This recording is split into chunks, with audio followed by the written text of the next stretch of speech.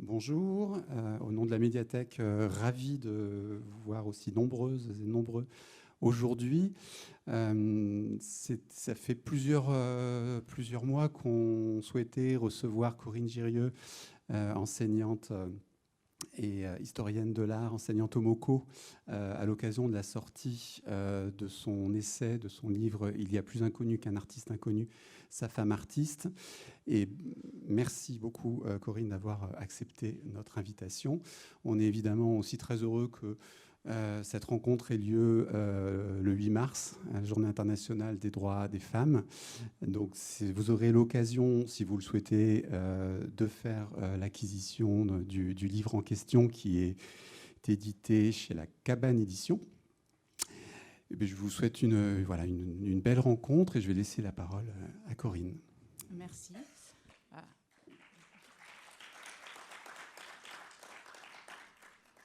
À mon tour de remercier la médiathèque, parce que moi je suis très très contente d'être ici pour un 8 mars. C'est un lieu que j'aime beaucoup. Les médiathèques municipales sont des lieux merveilleux.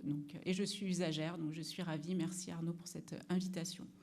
Donc comme on vient de vous le dire, je suis enseignante d'histoire de l'art à l'École des Beaux-Arts de Montpellier. Et il s'avère qu'à l'École des Beaux-Arts de Montpellier, mais je pense dans un certain nombre d'écoles des Beaux-Arts, on a largement plus d'étudiantes que d'étudiants.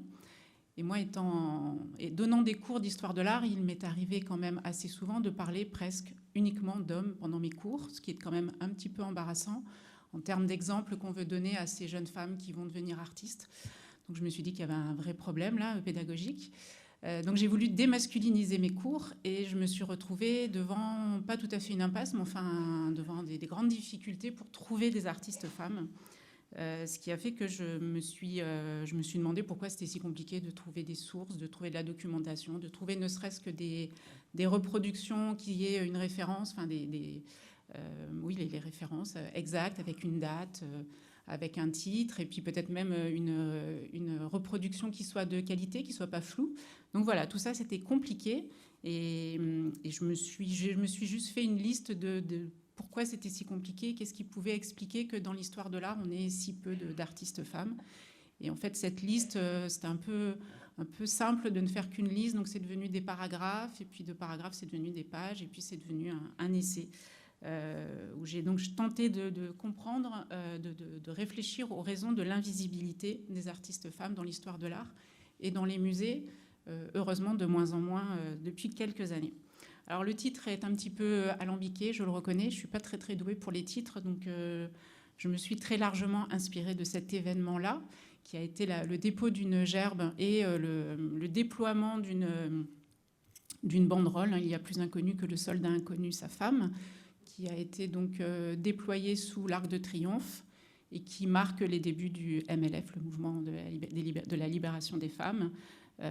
Évidemment, cette poignée de femmes, parce qu'elles étaient moins de 10, a rapidement été maîtrisée et emmenée par la police. Donc ça a été très court, mais en tout cas, ça marque le début du MLF. Donc pour en revenir au sujet, ce que nous allons voir aujourd'hui, c'est donc très rapidement, parce que la liste n'est pas exhaustive, elle est un peu plus dans mon livre. On va voir que dans les 3 temps de la vie d'une femme, il y a des empêchements qui leur sont faits. Donc les 3 temps de la vie, mais aussi de la mort, en fait, puisque nous allons voir le temps d'apprentissage, la vie d'artiste et la fortune posthume. En fait, quand on se pose la question des raisons de l'invisibilité des artistes femmes, la réponse qu'on donne à chaque fois, c'est oui, mais les femmes, elles n'étaient pas admises à l'École des Beaux-Arts jusqu'en 1897 ou 98, selon les sources. Il semblerait que ce soit plutôt 97. Alors déjà, ça concerne que l'école de Paris. Il y a d'autres écoles en France. Il y a par exemple l'école de Montpellier, où les jeunes femmes ont été admises un peu plus tôt. En 1876, déjà, il y a quelques artistes qui ont pu venir prendre quelques cours à l'école des Beaux-Arts. Et puis ensuite, 1884, les portes leur ont été ouvertes. Alors pas à tous les cours, il ne faut pas non plus exagérer, mais quand même, à l'école des Beaux-Arts de Montpellier, les jeunes femmes ont pu venir à l'école dès 1884, donc. Et puis, il faut aussi savoir que les artistes ne se forment pas que dans des écoles des Beaux-Arts, n'en déplaise aux enseignants et enseignantes des écoles des Beaux-Arts. On peut apprendre l'art ailleurs. et notamment par filiation, donc avec son père, sa mère, son frère, son oncle, sa tante, etc. Donc il y a vraiment tout un réseau comme ça familial d'apprentissage, et puis il y a aussi les ateliers privés. Donc ça n'explique pas du tout pourquoi il n'y a pas d'artistes femmes dans l'histoire de l'art. Et puis, en étudiant le sujet, en lisant quand même pas mal de livres, je me suis rendu compte aussi qu'il y a des périodes, enfin il y a notamment eu une période juste avant la Révolution française, où il y avait beaucoup d'artistes femmes qui avaient une grande réputation, qui gagnaient leur vie, et il n'empêche qu'on en connaît 3, 4 aujourd'hui. Donc là aussi, où sont-elles passées? Donc vraiment, cette idée que les jeunes femmes n'ont pas accès à l'école des beaux-arts, ça n'est pas du tout une raison suffisante, donc il faut creuser un peu plus. Je vous l'ai dit, il y a des ateliers dans lesquels les jeunes femmes peuvent venir étudier. Alors, elles ne sont donc effectivement pas autorisées à aller à l'école des beaux-arts de Paris, mais il y a tous ces ateliers privés qui ouvrent, qui souvent sont plus chers pour les filles que pour les garçons, mais malgré tout, elles peuvent venir travailler. Et puis, il y a des périodes aussi où cet apprentissage-là est plutôt valorisé. Donc, on a un peu l'impression que l'apprentissage de l'art n'est pas toujours valorisé pour des raisons de vertu, on le verra après, des raisons de bonne conduite, mais il y a toute une période où justement c'est très bien de pouvoir financer des études d'art à sa fille, parce qu'en plus ça peut lui permettre de gagner rapidement sa vie, évidemment plutôt dans des métiers d'art décoratif, donc la peinture d'éventail, je ne sais pas, les cartons de tapisserie, travailler à la manufacture de Sèvres, c'est toute la grande période aussi de l'industrie du luxe, donc aussi la manufacture des Gobelins, d'Oberkampf, etc. Et puis donc tout cet artisanat aussi. Et puis il y a aussi le modèle qui est à une certaine époque un modèle prestigieux de l'artiste libre qui va vivre de ses commandes. Donc il y a cette idée de profiter d'une bonne réputation qu'offre le fait de pouvoir faire bénéficier à son enfant d'études artistiques. Ce qui n'est pas comme ça au départ tout à fait intuitif quand on a l'idée de la vie de bohème, toutes ces choses comme ça, toutes ces idées sur la vie d'artiste qui sont véhiculées. Et puis petit à petit aussi, dans les années 1820, il va y avoir des ateliers qui vont s'ouvrir à des jeunes femmes de milieux plus modestes, avec parfois des tarifs moins élevés, comme il y a pu y avoir dans le passé. Alors, ce qu'on voit ici, c'est vraiment l'idéal de l'atelier. On a un enseignant qui discute avec ses élèves, qui fait une correction, donc l'enseignant qui est là, ce qui n'est pas forcément toujours le cas. On a souvent, quand il y a dans un même lieu, évidemment pas dans la même salle, pas au même étage, mais quand il y a des ateliers pour garçons et des ateliers pour filles, enfin jeunes hommes et jeunes femmes, on a tendance à voir des plaintes des jeunes femmes qui disent que les professeurs ne passent jamais et passent beaucoup plus dans l'atelier des garçons. Là, donc, on a effectivement un professeur qui est là et qui corrige un dessin. On a aussi, et ça c'est très important quand on est artiste, la sociabilisation entre pairs. Donc on voit ces jeunes femmes qui discutent entre elles et qui ne sont pas toutes seules dans leur chambre à rester, comme on va pouvoir le voir, des journées entières inactives parce qu'on ne sait jamais. Et puis, il y a aussi un modèle vivant qui est là, qui est habillé, mais qui pose quand même pour l'ensemble, pour les jeunes filles qui travaillent. Parce qu'en fait, si l'école des beaux-arts n'était pas ouverte aux jeunes femmes, c'était pour des raisons de bienséance, parce que l'école des beaux-arts forme avant tout des artistes qui vont représenter la France, qui vont représenter le pays, la nation, et qui doivent être au sommet de leur art, donc qui doivent pouvoir peindre la plus grande des peintures, c'est-à-dire de la peinture d'histoire. Donc peinture d'histoire biblique, mythologique et l'histoire de France et de Rome. Et donc pour ça, il faut savoir peindre le corps humain. Donc pour ça, il faut avoir vu un corps humain. Donc pour ça, il faut avoir dessiné des hommes et des femmes nus. Et donc pour ça, ça c'est pas possible pour les jeunes femmes d'être en présence d'hommes nus dans un atelier, parce que là, évidemment, c'est un gros problème de bienséance, justement. Après, on va trouver une solution toute simple, c'est qu'on va mettre un pagne aux hommes. Et donc ça va permettre aux femmes de pouvoir accéder à cette dimension incroyable du dessin. Ce qui va aussi poser un autre problème, parce que pour les concours, notamment le concours du prix de Rome, eh bien, le jury saura tout de suite s'il s'agit d'un garçon ou d'une fille qui a dessiné, puisque pagne ou pas pagne, on sait si c'est un garçon ou une fille. Donc, ce n'est pas équilibré non plus. Parce qu'évidemment, on va plutôt préférer choisir un jeune homme qu'une jeune femme pour aller au prix de Rome. Mais on n'en est pas encore là. Déjà, on va s'intéresser à l'éducation en général des jeunes filles et même des petites filles. Parce que ça, l'éducation, déjà là, c'est un problème, puisque on va se rendre compte qu'il y a des choses qui reviennent fréquemment. C'est déjà qu'il y a une différence de contenu entre ce qui va être inculqué aux garçons et ce qui va être inculqué aux filles, et également une inégalité des chances dès les débuts. Cela parce qu'on va aussi considérer que les femmes sont incapables dans tout ce qui concerne la chose artistique. De toute façon, les femmes, elles sont capables de la plus grande des créations, c'est-à-dire créer un être humain. Donc, à la limite, pourquoi elle va aller chercher quelque chose, pourquoi va-t-elle aller chercher autre chose ailleurs, quoi. Donc, en fait, tout est fait dans l'éducation pour instiller, tant chez la jeune fille, la petite fille, que chez ses parents, l'idée qu'il y a une insuffisance du féminin. On va régulièrement insister sur la fragilité des filles, sur leurs faiblesses. On va s'appuyer sur des propos considérés comme scientifiques qui sont extrêmement discriminants. On va considérer que les filles ont des os trop fragiles, trop fins, qu'elles ont un cerveau mou. Moi, je suis désolée, mais c'est effectivement ça. Et que donc, il leur est recommandé de rester cloîtrées, de bouger le moins possible et de se tenir donc éloigné au maximum des émotions fortes. Parce qu'avec un cerveau mou, on ne peut pas être trop ému. Donc, il faut aussi faire attention à ce qu'on lit. Donc là, vous voyez dans ce tableau de Marie Cassatt, cette petite fille qui est avachie sur son fauteuil, qui est un magnifique fauteuil bleu.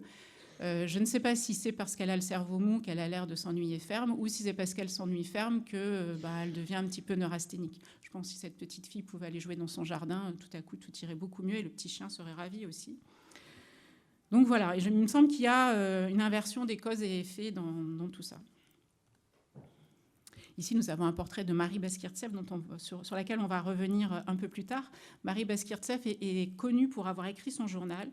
Et en 1875, elle écrit « Je ne connais pour le moment de bonheur plus grand que l'étude ». Donc il y a vraiment une appétence pour l'étude chez ces jeunes femmes, Marie Baskirtseff en particulier, mais je crois de manière générale. Et dans l'enseignement en France, on va avoir une grande application à donner aux jeunes filles et aux petites filles un enseignement le plus superficiel possible. Il va y avoir du français et de l'histoire jusqu'à 15 ans, ensuite du piano et du dessin, et à 18 ans, là je cite Monseigneur Dupanloup, qui s'est beaucoup intéressé à l'éducation des filles. Donc à 18 ans, je le cite, « Vient cette robe rose, ce couronnement de l'éducation, ce grand jour qu'elle a rêvé. Elle va dans le monde et se marie, bien décidée à laisser là tout travail, et tout le monde l'y encourage, car un des bonheurs du mariage, c'est de ne plus rien faire. » Donc ça, c'est un texte qui a été écrit en 1867. Et tout le programme en fait, pédagogique va valoriser les grands hommes et va instiller doucement l'idée que les femmes doivent rester au foyer, doivent s'occuper de leur famille et doivent faire les travaux d'aiguille. Ça va être la grande constance. Donc la mythologie, par exemple, va attirer l'attention des petites filles sur des femmes qui auront des positions modestes, des positions d'attente, de retrait. Elles vont attendre que leurs hommes reviennent. Il n'y a pas que Pénélope, mais en général, les hommes vont faire des grandes épopées et les femmes attendent. Bon, de préférence, elles font de la broderie ou de la tapisserie en les attendant. Dans les exercices de mathématiques, les garçons, on va leur évoquer dans les énoncés des voyageurs qui parcourent le monde et en combien de temps il va parcourir tant de kilomètres, sachant qu'il marche à telle vitesse, etc. Vous imaginez. Ou un propriétaire terrien qui doit comptabiliser la rentabilité de ses terres. Et pour les petites filles, eh bien, elles, leurs énoncés, ça va être plutôt une couturière qui doit réfléchir à économiser son métrage de tissu et calculer son petit revenu en cousant une certaine quantité de robes à la journée. Donc, vous voyez, en termes de perspective d'avenir, on n'est pas dans la même chose. De même, les leçons d'histoire vont toujours associer aussi la célébration des travaux manuels avec des exemples de couseuses modèles. Les reines sont des grandes couseuses, les princesses, la Vierge Marie évidemment, les saintes. Donc elles sont toutes en train de faire des travaux d'aiguille. Elles cousent, elles tricotent, elles brodent, enfin le choix est large. Mais en tout cas, elles restent à la maison et elles s'occupent de vêtir leurs hommes qui vont partir dans des grandes épopées là encore. Donc en gros, la projection de ces petites filles, c'est le foyer. Et donc évidemment, ça n'amène pas à de grandes ambitions artistiques. Alors tout ça, ça peut sembler assez lointain, mais si on lit Le deuxième sexe de Simone de Beauvoir, donc 1949, c'est pas non plus extrêmement éloigné, on trouve ceci. La jeune fille est convaincue que ses capacités sont limitées. du fait que parents et professeurs admettent que le niveau des filles est inférieur à celui des garçons. Des élèves l'admettent aussi volontiers. Et effectivement, malgré l'identité des programmes, leur culture est dans les lycées beaucoup moins poussée. À part quelques exceptions, l'ensemble d'une classe féminine de philosophie, par exemple, est nettement en dessous d'une classe de garçons. Un très grand nombre d'élèves n'entendent pas poursuivre leurs études. Elles travaillent très superficiellement et les autres souffrent d'un manque d'émulation. Tant qu'il s'agit d'examens assez faciles, leur insuffisance ne se fera pas trop sentir. Mais quand on abordera des concours sérieux, l'étudiante prendra conscience de ces manques. Elle les attribuera non à la médiocrité de sa formation, mais à l'injuste malédiction attachée à sa féminité. Se résignant à cette inégalité, elle l'aggrave. Elle se persuade que ses chances de réussite ne sauraient résider dans sa seule patience, son application. Elle décide d'économiser avarément ses forces. C'est là un détestable calcul. On va aussi contrôler les lectures des jeunes filles et des petites filles. On peut trouver sous la plume de l'abbé Berthier, en 1894, cette petite citation très courte. « Elle a lu, Ève téméraire, elle a mangé le fruit auquel elle ne devait pas toucher. Et voilà qu'elle connaît le bien et le mal. Que dis-je? Elle aime le mal que naguère elle ne connaissait pas. » Donc on ne veut surtout pas que les petites filles éprouvent ce genre de sentiment d'emportement à la lecture. Et les lectures autorisées jusqu'à la fin du XIXe siècle sont plutôt, par exemple, le Grand Catéchisme ou l'Histoire de France. Et on va privilégier aussi le moment où, après le dîner, la jeune fille va lire à haute voix pour faire un peu l'animation de la soirée. Et donc, ça n'engendre que des lectures qui sont totalement contrôlables. Et on laissera rarement une petite fille ou une jeune fille avec un livre seule dans sa chambre. On peut lire aussi dans L'ange gardien de la jeune fille des mots qui condamnent aussi la lecture. Je cite « On se retrouve seul à seul avec son livre. L'imagination est vivement impressionnée. L'esprit absorbe tout à l'aise, le venin répandu en d'horribles pages par des plumes empoisonnées. On s'enivre de ce breuvage qui, loin d'étancher la soif de l'âme, ne fait que la rendre plus brûlante encore. » Et puis, il y a eu un best-seller dans la littérature enfantine pour petites filles, c'est Brigitte, Les aventures de Brigitte par Berthe Bernage. Et vous avez ici une citation assez magnifique. En 1931, si tu ne peux être une étoile au firmament, soit une lampe à la maison.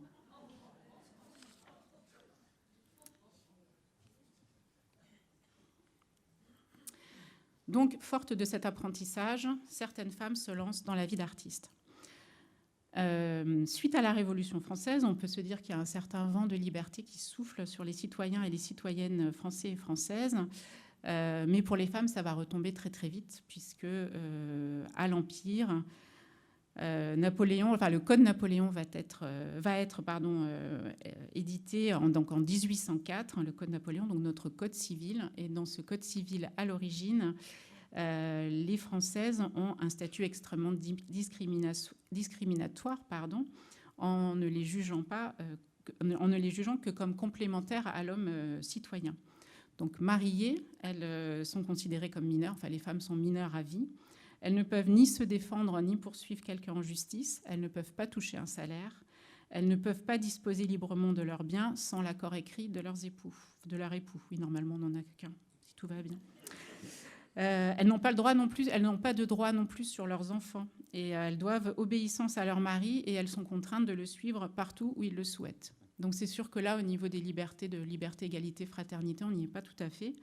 En revanche, si elles sont privées donc, de tous ces droits civiques et politiques, elles assument une égalité totale devant l'impôt, la prison et l'échafaud. On en reste un petit peu à Olympe de Gouges en quelque sorte.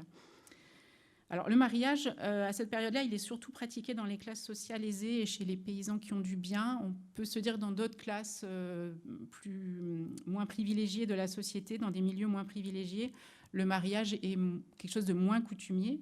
Mais les artistes et les artistes femmes sont plutôt issus de milieux un peu aisés, un peu bourgeois. Certaines y échappent, comme Victorine Meurent, par exemple, qui a été une artiste que l'on connaît peu, mais en fait, vous la connaissez tous et toutes. Victorine Meurent, c'est la modèle de Manet, c'est l'Olympia, et c'est la jeune femme nue dans Un déjeuner sur l'air. Donc, c'est cette femme outrageusement nue sur 2 tableaux qui ont fait scandale. Mais Victorine Meurent était aussi une artiste qui a fini dans la misère et est totalement inconnue. Mais la voici. Donc ça, elle pour le coup, elle venait d'une famille pas aisée, et c'est aussi le cas de Suzanne Valadon. Donc c'est un peu deux exceptions dans l'histoire de l'art. Suzanne Valadon, elle va avoir du succès, et elle revient en force en plus ces dernières années.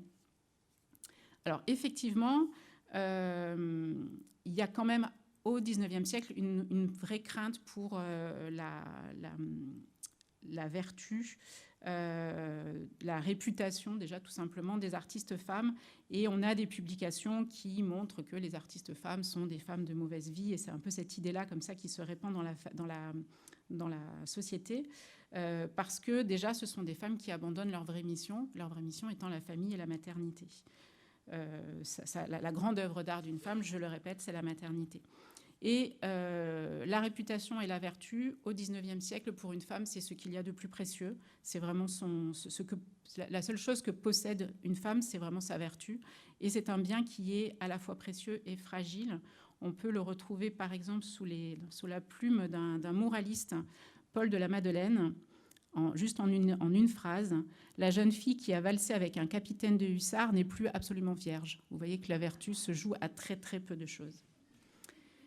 Et dans une période, le 19e siècle, qui a une prostitution féminine galopante, c'est quelque chose d'extrêmement présent, en tout cas à Paris, et qu'on retrouve, nous on ne le voit pas dans les tableaux, mais qui est en fait distillé comme ça dans différents tableaux.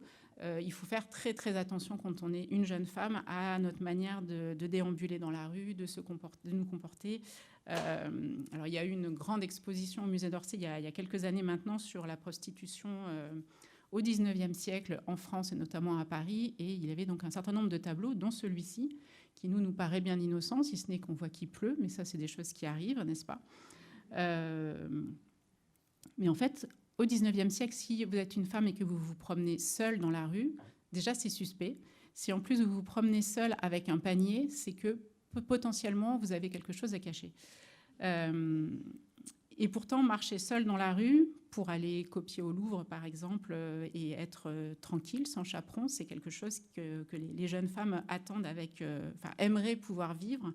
On a Marie Baskirtseff qui, en 1879, écrit dans son journal, se plaint dans son journal: « Ce que j'envie, c'est la liberté de se promener toute seule, d'aller et de venir, de s'asseoir sur les bancs du jardin des Tuileries et surtout du Luxembourg, de s'arrêter aux vitrines artistiques, d'entrer dans les églises, les musées, de se promener le soir dans les vieilles rues. Voilà la liberté sans laquelle on ne peut pas devenir un vrai artiste. Vous croyez qu'on profite de ce qu'on voit quand on est accompagné, ou quand pour aller au Louvre, il faut attendre sa voiture, sa demoiselle de compagnie, sa famille? Voilà la liberté qui manque et sans laquelle on ne peut arriver sérieusement à être quelque chose. La pensée est enchaînée par suite de cette gêne stupide et incessante.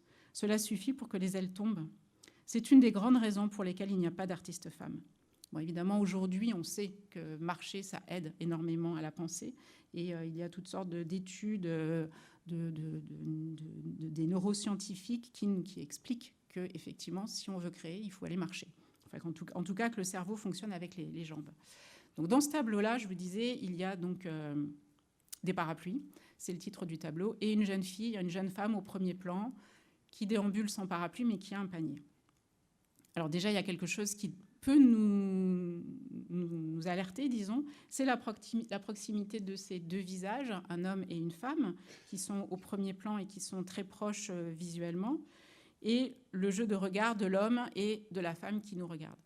En parallèle de ça, il y a un autre jeu de regard qui, là, est beaucoup plus serein et beaucoup plus apaisé. C'est le regard de la mère pour sa petite fille, et qui est un regard maternel, là, j'ai envie de dire, un regard où tout va bien. Et puis, cette femme qui, avec sa petite fille, a été prévoyante. Elle a pris son parapluie. Il pleut, tout va bien. La jeune femme qui est au premier plan n'a pas de parapluie, mais le jeune homme, lui, a un parapluie. Et on peut se dire potentiellement que, en fait, la jeune femme a été prévoyante, elle aussi. Elle a pris son panier, mais pas son parapluie. Mais peut-être qu'elle s'est dit qu'elle va pouvoir rencontrer un homme qui, lui, aura un parapluie et qui la protégera sous son parapluie. On comprend aussi que c'est une jeune femme qui a des mœurs peut-être un peu légères, parce qu'elle soulève sa jupe, sa robe, ses jupons. Donc elle prend le risque de dévoiler ses bottines. Et puis qui dit dévoiler les bottines, ça peut vouloir dire dévoiler ses chevilles, ses genoux, ses cuisses, que sais-je encore. Alors que vous voyez que la mère de famille, elle préfère salir ses jupons sous la pluie, dans la boue. elle ne touche absolument pas à sa jupe. Donc là, en fait, simplement avec ces attributs-là, le panier... Alors le panier, en fait, c'est un prétexte pour dire... je ne sais pas, par exemple, je vais faire des courses ou je vais livrer du linge parce que je suis lavandière ou je suis couturière. Et donc, le panier permet de se promener en ville, de déambuler sans être trop inquiété par la police des mœurs parce qu'effectivement, il y a une prostitution extrêmement importante dans Paris. Les chiffres sont absolument affolants. Mais donc, avoir un panier, ça veut aussi pouvoir dire qu'en fait, on n'a rien à livrer du tout, mais c'est juste qu'on fait le trottoir. Donc, cette jeune femme qui... à son visage proche de celui du garçon, du monsieur, et qui porte un panier, et qui nous regarde fixement, et qui soulève ses jupons. En fait, tout ça, ce sont des signes très clairs pour les personnes au XIXe siècle. Et l'artiste lui-même l'a toujours gardé dans sa collection et n'a pas cherché à le vendre parce qu'il sentait bien que son tableau était sulfureux. Bon, nous, on est passé complètement à côté, j'imagine. Vous comme moi sommes passés complètement à côté de ce message.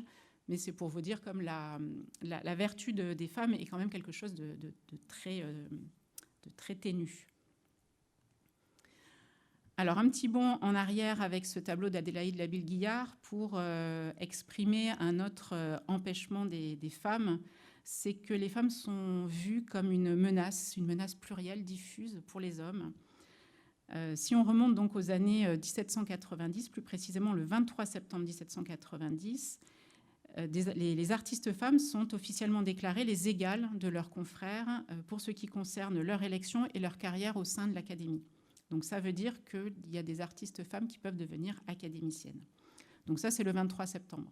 2 jours plus tard, Joseph-Marie Vien, qui est donc un grand académicien et qui par ailleurs était montpelliérain, convoque la quasi-totalité du corps des officiers de l'Académie à son domicile parce qu'il est scandalisé, parce qu'il se considère être comme un coup de force des réformateurs, sachant que sa femme elle-même était académicienne. Mais il dit « Nous ne trouvons pas convenable que des femmes viennent s'immiscer dans un travail qui leur est étranger, n'étant question que de rédiger des statuts qui ne les regardent point du tout, puisqu'elles n'y sont pas soumises, n'ayant jamais fait serment d'y obéir. » Donc à partir de là, on va décréter, il y a 4 femmes en fait qui sont académiciennes. Et à partir de là, ces messieurs académiciens vont décréter qu'on ne peut pas aller au-delà de 4 femmes. Donc comme ça, l'affaire est close. Et alors là, je vous montre un portrait de Madame de Genlis, parce que Madame de Genlis écrit en 1825, cette phrase pleine de bon sens, « Ils ne nous permettront jamais de les égaler, donc les hommes, ni dans les sciences, ni dans la littérature, car avec l'éducation que nous recevons, ce serait les surpasser. » Il y a aussi des difficultés pratiques pour les femmes.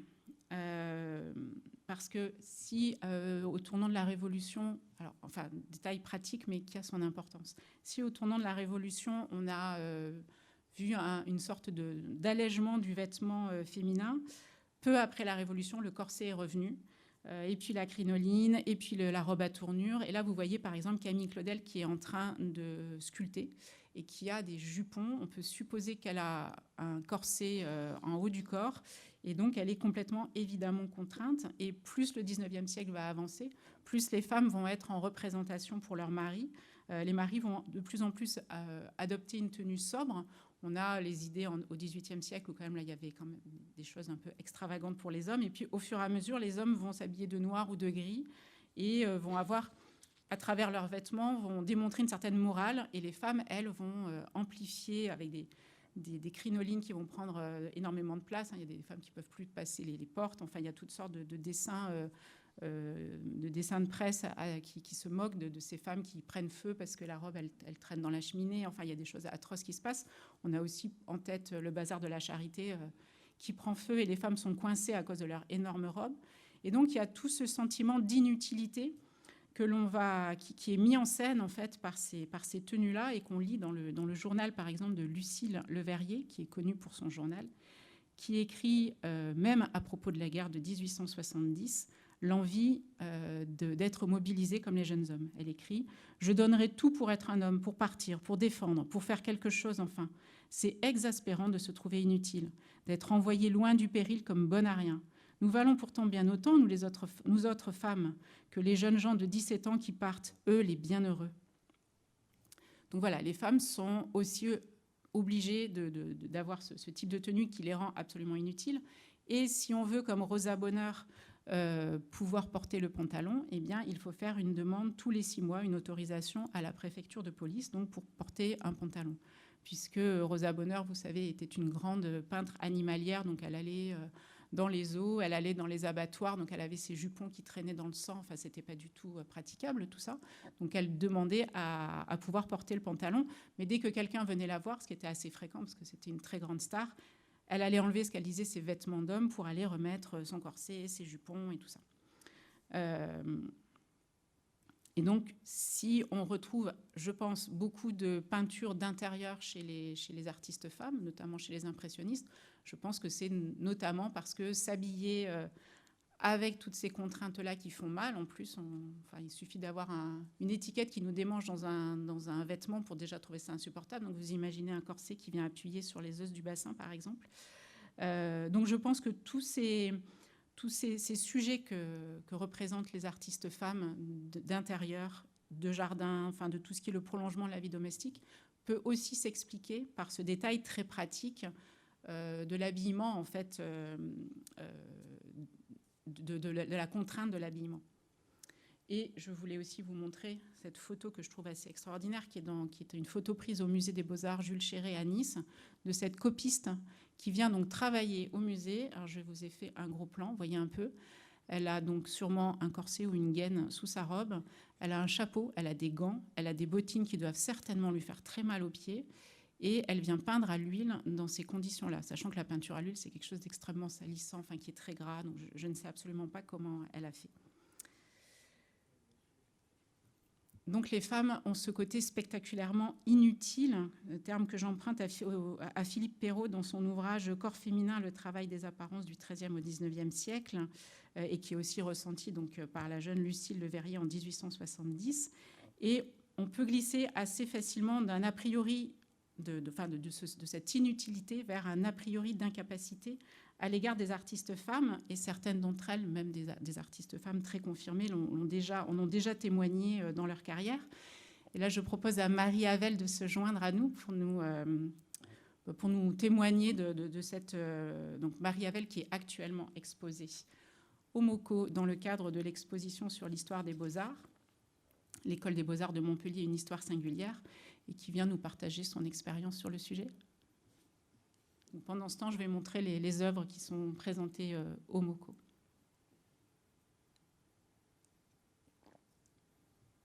Je crois que c'est vert, c'est bon. Oui. Bonjour à tous. Alors, c'est un exercice qui est assez inhabituel, donc j'ai pris la liberté d'écrire donc quelque chose à vous lire. Ce sera plus simple pour moi dans cet exercice inhabituel. Durant ma première année d'études, lors de mon tout premier stage au sein d'une équipe technique de montage d'exposition, j'étais accompagnée d'un autre étudiant, tout aussi novice que moi. Cette partie technique m'intéressait beaucoup quant à la réflexion de mise en espace des œuvres, l'apprentissage de nombreuses techniques d'accrochage, comme la manutention. Il y avait tant à apprendre et j'ai très vite compris l'importance pour l'artiste d'intégrer ces questionnements dès la conception de son œuvre.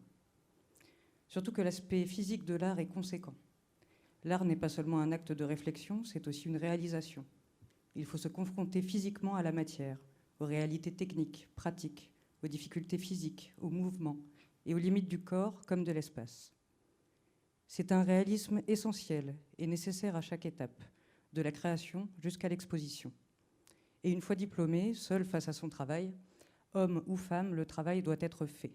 La matière se moque du genre. Si j'étais très heureuse et honorée d'avoir obtenu cette opportunité de stage, j'ai été très rapidement attristée de constater que mon stage se transformait dès les premiers instants en simple stage d'observation, où je devais me contenter de prendre des notes ou de tâches jugées physiquement faciles, sans danger et sans enjeu surtout. Pendant que mon collègue stagiaire avait la chance de manipuler les œuvres avec les techniciens, d'apprendre les manœuvres techniques et donc aussi de s'intégrer, pendant qu'il découvrait cet aspect physique de la partie du travail qui nous intéressait, j'en étais totalement exclue. J'avais en plus de ça l'impression de déranger, d'encombrer par ma simple présence. Comme si tous présumaient déjà, en un clin d'œil, de mon incompétence, de mon incapacité latente, de ma fragilité supposée. L'équipe pourtant semblait des plus agréables, bienveillantes et accueillantes à chaque instant. Simplement, je n'y avais pas la place que l'on m'avait promis. La réflexion qui m'occupait alors évitait soigneusement mon collègue stagiaire. Aucun problème ne se posait à lui, qui, au contraire, se découvrait soudainement indispensable. Je recevais le message que la technique, c'était une affaire d'homme. Finalement, quoi de plus valorisant pour lui que de me voir ainsi mise à l'écart, quand lui était sollicité doublement par ma faute, et se sentait donc grandir dans cet écart naissant que rien pourtant ne justifiait, puisque je n'avais alors rien pu montrer ou faire. Il n'était évidemment en rien responsable de cette situation et n'avait sans doute aucune conscience de ce qui se passait, puisque finalement tout ceci devait lui sembler, comme aux autres, tout à fait naturel. Mais son incapacité à cerner l'existence de ce décalage n'aidait en rien et contribuait à accentuer ma mise à l'écart, créant un fossé entre nous et aggravant celui entre l'équipe et moi. Le fait que cette situation lui était profitable quand pour moi c'était tout l'opposé. Ce qui devait être une chance me permettant de progresser, de nouer des liens et d'acquérir des compétences devenait la preuve au contraire de mon incompétence, de mon inutilité de femme à cet endroit, quand lui se voyait encensé du simple fait d'être un homme. Un sentiment de désillusion, de découragement et même de régression m'envahissait. Mais plutôt que d'accepter sagement le rôle qui m'était finalement attribué, j'ai préféré prendre un risque pour pouvoir profiter moi aussi de cette expérience en demandant à être reçu par mon responsable. Ce n'était pas une décision facile car je craignais de ne pas parvenir à exprimer la situation sans le heurter. Pire encore, je craignais que cela n'aggrave potentiellement ma situation pour les semaines à venir, voire pour mon projet professionnel à plus long terme. À mon grand soulagement, il a accepté de me recevoir un long moment. Il se demandait bien ce que je pouvais avoir à lui exposer, n'ayant lui non plus pas conscience de l'existence d'un problème, puisque c'est vrai, nous étions très bien reçus. Nous avons pu parler très calmement et sereinement. Il avait en réalité très à cœur de partager, de transmettre et pensait sincèrement le faire avec moi de la meilleure des manières possibles, en me préservant, en me protégeant et en m'épargnant. Il a été très surpris, mais aussi très heureux de cette conversation, qui de ses propres aveux lui a ouvert les yeux. Pour lui, et après tant d'années passées dans un milieu si masculin, il s'agissait simplement d'une forme de galanterie, d'égard, de politesse. Il ne comprenait pas à l'époque que cela pouvait produire au contraire un sentiment inégalitaire, d'exclusion et d'incompétence. Nous sommes repartis sur de très bonnes bases et mon genre, donc mon corps, non plus était un frein. Je n'étais plus préservée de l'effort, je n'étais plus protégée du travail et la découverte, l'apprentissage et l'expérience ne m'étaient plus épargnés. Il s'est avéré que j'ai pu réaliser l'intégralité des missions qui m'ont finalement été confiées avec beaucoup de succès. En fait, ni plus ni moins que le reste des membres de l'équipe technique qui avaient exactement les mêmes missions. À ce moment-là, j'avais enfin ma place, comme les autres. Mais une différence demeurait. J'avais à un moment donné dû me mettre en danger, réclamer cette place, la gagner, la justifier. Finalement, nous avons travaillé et évolué ensemble de très longues années. Nous avons souvent reparlé de cet épisode, qui a été très marquant, pour l'un comme pour l'autre. Et un lien très fort s'est tissé entre nous, une confiance aujourd'hui indéfectible. Si cette expérience et les suivantes que nous avons menées ensemble ont, je pense, largement favorisé mon insertion et mon inscription dans la démarche professionnelle alors entamée et poursuivie aujourd'hui, il m'avait donc malgré tout fallu me mettre en danger pour être considérée à cet endroit, pourtant en tant que simple stagiaire à l'époque. Et ce n'était en fait que le début. Plus tard, en tant qu'artiste, professionnel pourtant, de tels épisodes se sont régulièrement reproduits, avec différents interlocuteurs, hommes ou femmes d'ailleurs, plus ou moins bienveillants, mais avec des enjeux autrement plus grands, puisque cette fois, ma carrière professionnelle en dépendait, et avec parfois des issues beaucoup moins favorables. Ces enjeux sont ceux de la capacité de monstration du travail, de sa reconnaissance et de sa rémunération à juste titre, comme de la collection. Je vous promets, il n'y en a plus pour trop longtemps. Il faut ainsi régulièrement recommencer, se risquer à batailler ou à s'opposer, à se confronter pour que le travail soit vu, pour qu'il soit pris au sérieux, pour qu'il soit rétribué à ce juste prix, pour qu'il vive indépendamment de son créateur. Il m'est douloureux de constater que le travail plastique peut parfois souffrir du simple fait d'être réalisé par une femme, durant le parcours qui le mènera de l'espace d'atelier à l'espace d'exposition. En particulier puisque les questions de genre ne font à aucun moment partie du propos de ma démarche artistique et n'y sont pas même perceptibles. La création est pour moi un espace très précieux et incroyable de liberté, d'émancipation et de nuance, qui dépasse justement les carcans d'une identité. L'œuvre créée et exposée ne suggère ainsi à aucun moment de tels questionnements. Ce n'est donc pour ma part pas dans le travail de création, mais plutôt dans le travail de prospection et de développement de projets d'exposition que le genre du créateur peut avoir une incidence. Par exemple sur la négociation des conditions d'exposition, de l'espace qui pourrait être attribué à chacune des œuvres exposées, du budget de production par exemple, du temps qui sera accordé à la collaboration, des techniques ou des transports par exemple. Je suis une femme, c'est un fait, et cela régit en partie bien évidemment mon histoire et mon quotidien. La manière dont ma carrière se développe aussi parfois. Mais je ne suis pas ici en tant qu'artiste dont l'œuvre porte le fardeau d'être une femme. Je suis ici en cette journée à l'évidence en tant que femme, une femme dont il se trouve que le métier est d'être artiste. Mais comme tout le monde, je suis évidemment, j'espère, bien plus que ça, plus qu'un genre et un métier. Et il en va de même pour mon travail de création, dont le résultat dépasse ces deux seuls aspects et se veut multiple, singulier, je l'espère, riche de nuances, de paradoxes et de complexité, je le souhaite. En résumé, je suis plus que ça, et ce que je crée est plus que moi. Je ne souhaite donc pas que ces créations soient montrées simplement parce qu'elles sont celles d'une femme, comme vidées de leur substance plurielle, bridées dans leur liberté, réduites à une question statistique. J'ai d'ailleurs refusé ces dernières années plusieurs propositions d'exposition qui se multiplient, dont le seul critère curatorial était d'être une femme. Comme si le langage, l'univers plastique développé des années durant n'avait à cet endroit plus aucune importance.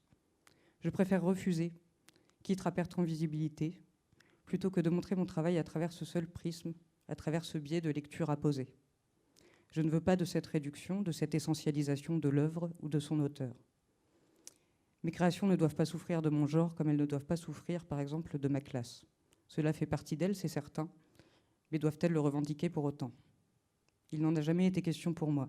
La création est un lieu d'évasion, un lieu sans frontières, à l'identité multiple et mouvante.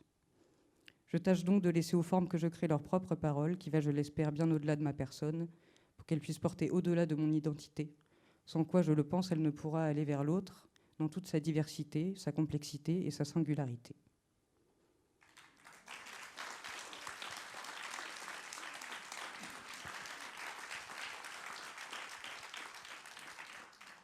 Merci beaucoup.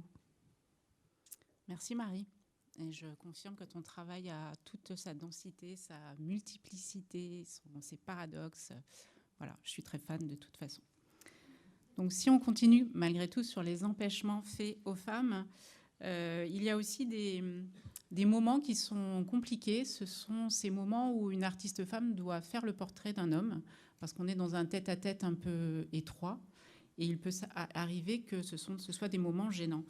Et Elisabeth Vigée-Lebrun, donc, qui est cette grande artiste académicienne de la fin du XVIIIe siècle, revient avec une certaine complaisance dans ses souvenirs sur tous les stratagèmes qu'elle a dû mettre en place pour décourager les hommes qui, sous prétexte de se faire peindre, venaient la courtiser lorsqu'elle était jeune. Et c'est ainsi qu'elle a inventé un nouveau type de portrait, qui est le portrait à regard perdu, qui oblige en fait le modèle à détourner le regard et à avoir un regard lointain comme ça, ce qui fait qu'il n'y avait pas de moment trop gênant, trop malaisant comme disent les jeunes gens aujourd'hui, et pas non plus une obligation de conversation qui pourrait s'avérer un petit peu difficile. Voilà, les difficultés parfois se glissent dans des interstices un peu étroits comme ça, auxquels on ne pense pas forcément.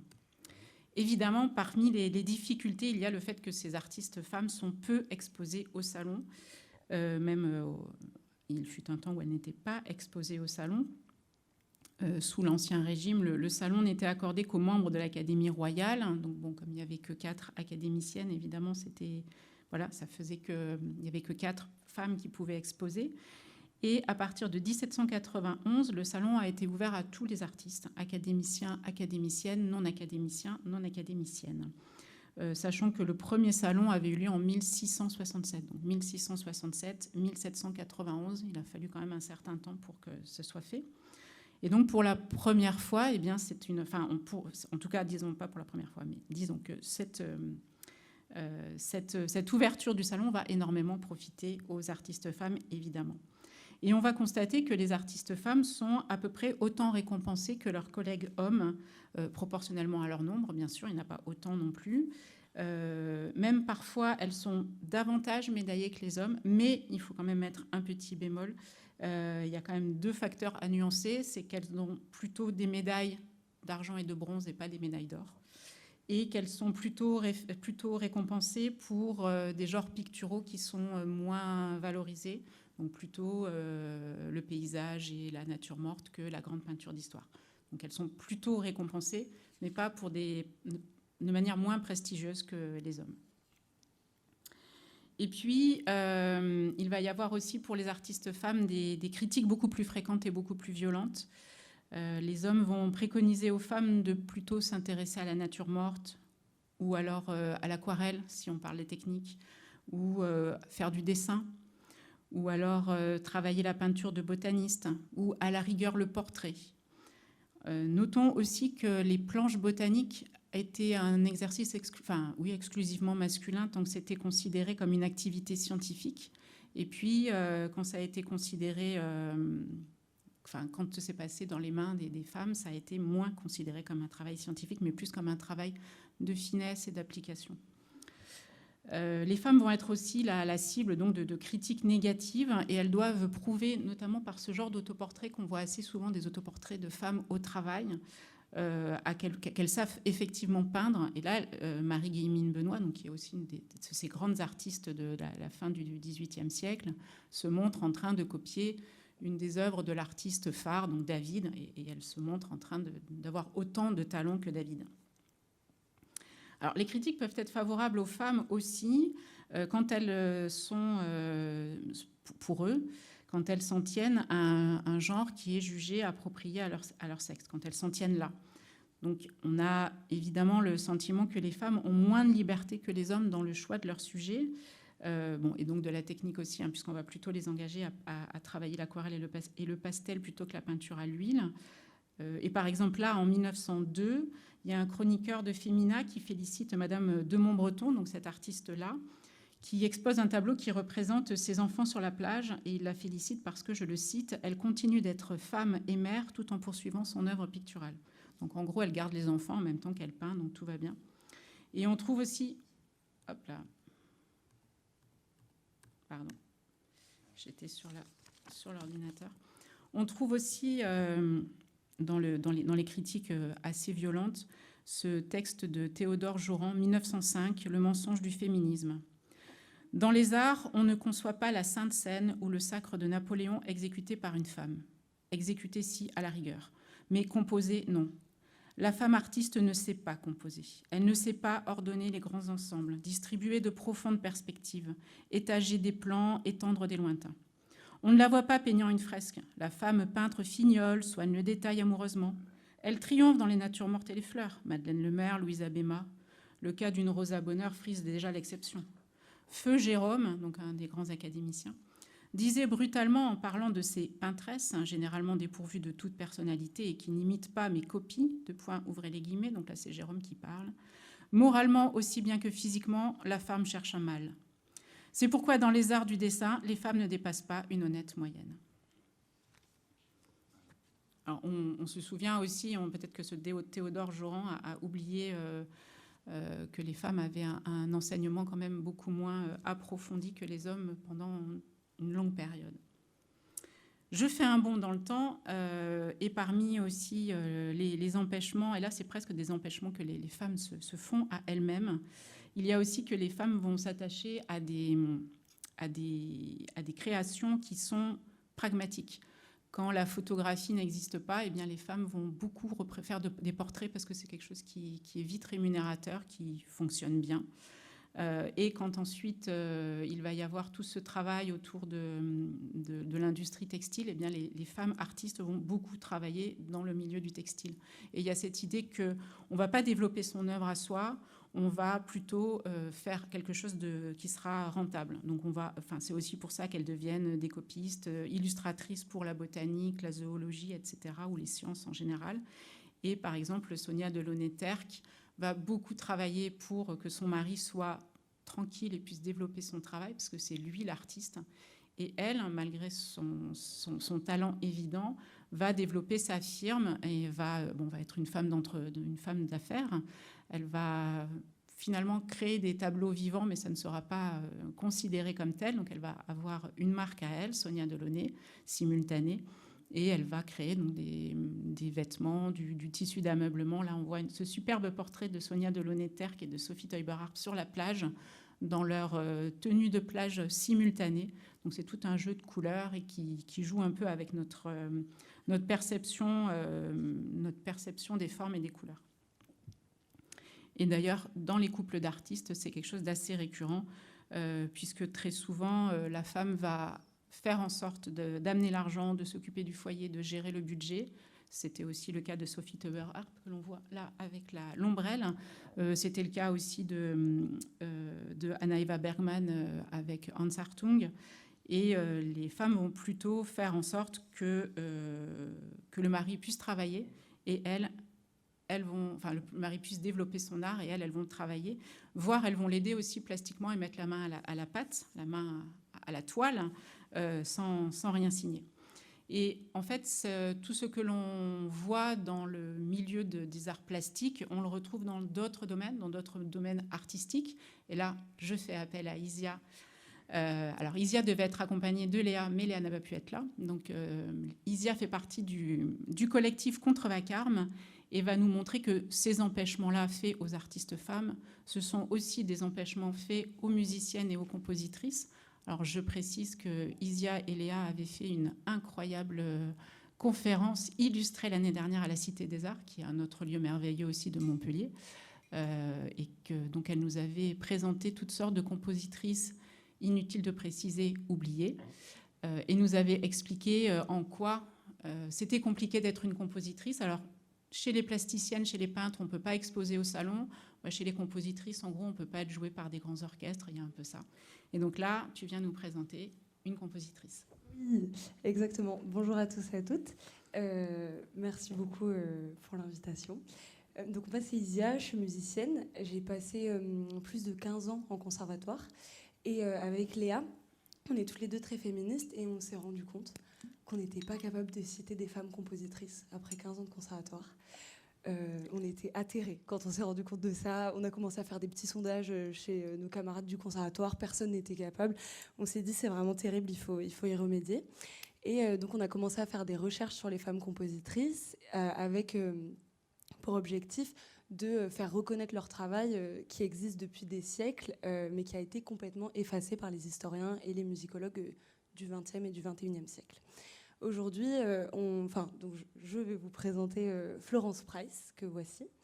C'est une compositrice états-unienne du début du XXe siècle, qui a été reconnue de son vivant et qui est tombée dans l'oubli après sa mort. Je veux bien que tu passes à la diapo 2. Voilà, donc Florence Price, elle a développé sa propre esthétique toute sa vie. Elle a travaillé à inclure des éléments de musique afro-descendante dans un répertoire de musique classique. Avant de vous parler de son œuvre, je pense que c'est important de préciser le contexte politique dans lequel elle naît. Donc elle est née aux États-Unis pendant la période de la ségrégation. En fait, là, ça se voit pas tout à fait parce que sur la photo qui est en noir et blanc, donc Florence Price était assez claire de peau, mais elle est descendante de 2 parents noirs. Elle va subir du racisme pendant toute sa vie. Par exemple, quand elle va rentrer à la faculté, sa mère va lui dire de se faire passer pour une personne descendante mexicaine pour risquer de subir moins d'exclusion. Et donc Florence Price, elle a le double statut un peu particulier d'être une femme noire aux États-Unis pendant la ségrégation qui compose. Donc elle enchaîne les potentielles discriminations. Elle va subir beaucoup de sexisme. Juste pour vous donner une idée de à quoi ça ressemble d'être musicienne à cette époque-là, on ne peut pas faire d'instrument avant parce qu'on le joue avec la bouche. On ne peut pas faire du violoncelle parce qu'on écarte les jambes. On ne peut pas faire du violon parce que ça demande trop de force et c'est pas assez élégant. On ne peut pas faire des percussions parce que ça fait trop de bruit, c'est vulgaire. Donc il nous reste le piano, la harpe et le chant, et surtout pas professionnellement. Donc tout à l'heure tu le disais, et je trouvais ça intéressant, tu disais que sur les 2 dernières années de leurs études, elles font du piano et je sais plus quoi d'autre. Donc vraiment, en fait, quand je dis ça, c'est pour essayer de saisir à quel point être une femme compositrice à cette époque, c'est prendre un risque immense. Florence Price, elle est dans un milieu extrêmement masculin, extrêmement blanc, et elle va se battre toute sa vie pour faire valoir son travail, parce qu'elle avait énormément confiance en sa musique. Et je crois que c'est la diapositive d'après. Voilà. Avec Léa, quand on a cherché dans les archives ce qu'on pouvait trouver écrit de sa main, on a trouvé des lettres qu'elle a envoyées pendant plus de 10 ans à un grand chef d'orchestre de l'Orchestre symphonique de Boston qui s'appelle Serge Koussovski. On s'est permis de traduire ces lettres. En fait, je pense que nous, ce qui nous a énormément touchés quand on les a lues, c'est de se rendre compte à quel point elle était lucide sur sa condition de femme noire à cette époque-là et à quel point elle s'est battue pour essayer de faire jouer ses œuvres. Juste, je précise avant de lire ça que Florence Price, elle ne s'est pas contentée de composer pour un duo harpe-flûte. Elle composait des œuvres pour orchestre. Donc elle avait la prétention de vouloir être jouée par plus de 50 personnes en même temps. Et à ce moment-là, c'était difficile pour n'importe quel compositeur, n'importe quelle compositrice d'être jouée. Et donc elle s'est vraiment... Là, c'est 2 extraits de lettres, mais on a trouvé une dizaine de lettres qu'elle envoyait sans réponse. Et il y avait des réponses de la femme de Koussovski qui lui disait « Il a bien lu, il prendra le temps de regarder vos œuvres. » Et finalement, un jour, elle a été jouée. Ça, c'est la première lettre qu'elle envoie. Elle dit dedans « J'ai 2 handicaps, celui du sexe et celui de la race. Je suis une femme et j'ai du sang noir dans les veines. Sachant le pire maintenant, seriez-vous assez bon pour suspendre votre possible tendance à considérer les compositions des femmes comme étant émotives et pas assez viriles et intelligentes ? Et ce, jusqu'à ce que vous ayez examiné certains de mes travaux. » Dans toutes ces lettres, elle parle de sa condition. Et à la fin d'une autre lettre, elle dit veuillez comprendre certaines des difficultés auxquelles est confronté quelqu'un dans cette position. Elle demande à Koussovski de se mettre dans ses baskets 30 secondes et de faire l'effort de lire son papier, sachant qu'à cette époque-là, quand on envoie un manuscrit orchestral, ça fait cette taille-là, ça coûte super cher de l'envoyer. À chaque fois, elle recevait juste des réponses. Enfin voilà, Florence Price, elle était combative et elle subissait donc je veux bien que tu passes à la diapositive d'après, une discrimination assez spécifique qui a été théorisée plus tard, qui s'appelle la misogynoire, qui est une discrimination à l'intersection entre le racisme et le sexisme, et qui a été théorisée, c'est l'intersectionnalité qui a été théorisée par Kimberly Williams Crenshaw, qui a écrit des super choses. Donc si jamais ça vous intéresse, je vous laisse prendre en photo la diapositive. Et maintenant que j'ai un peu parlé dans quel contexte vivait Florence Price, moi ce qui m'intéresse, c'est plutôt sa musique. Aujourd'hui, je vais vous faire écouter 30 secondes d'un des mouvements d'une composition symphonique qu'elle a fait. Alors, tout à l'heure, je parlais du fait qu'elle avait développé sa propre esthétique toute sa vie. Ce qui est assez intéressant, c'est qu'elle s'inscrit dans quand même un travail académique de la musique. Elle a écrit des symphonies qui suivent une logique classique et qui s'inscrit dans une tradition européenne et états-unienne de la musique classique. Mais par contre, elle va y rajouter un twist. Par exemple, le morceau qu'on va écouter, c'est la Juba Dance. La Juba Dance, c'est une danse qui a été pratiquée par les personnes esclavagisées aux États-Unis, qui est une danse en fait d'esclaves.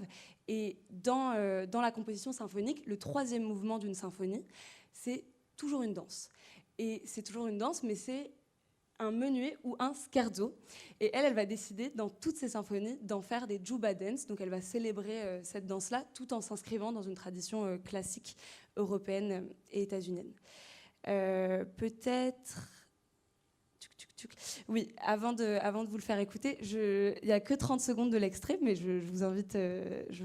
Si tu lances la diapo, ça lance le morceau direct ou pas ? Oui, mais là, il y a cela. Ah oui, parfait.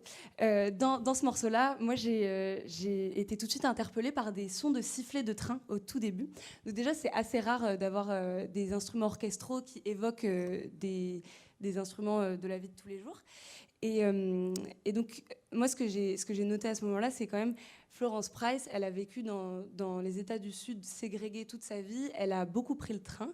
Et à cette époque-là, les trains étaient également des endroits de discrimination. Quand elle a 8 ans, ses parents vont porter plainte contre une compagnie de train. Donc là, vous avez un article qui raconte que sa maman a porté plainte en disant en fait, c'est pas possible, j'ai payé mon billet comme tout le monde, c'est pas possible de me retrouver dans une partie du train complètement détériorée. Et donc moi, en écoutant ce morceau-là, je me suis dit que c'était peut-être aussi une évocation de sa vie en tant que femme noire aux États-Unis. Après, elle ne m'en a pas parlé elle-même. Donc si on veut aussi considérer que c'est peut-être une simple évocation au voyage ou une blague musicale, comme l'ont fait plein de compositeurs, compositrices, c'est aussi tout à fait possible. Je veux bien que tu lances l'extrait musical.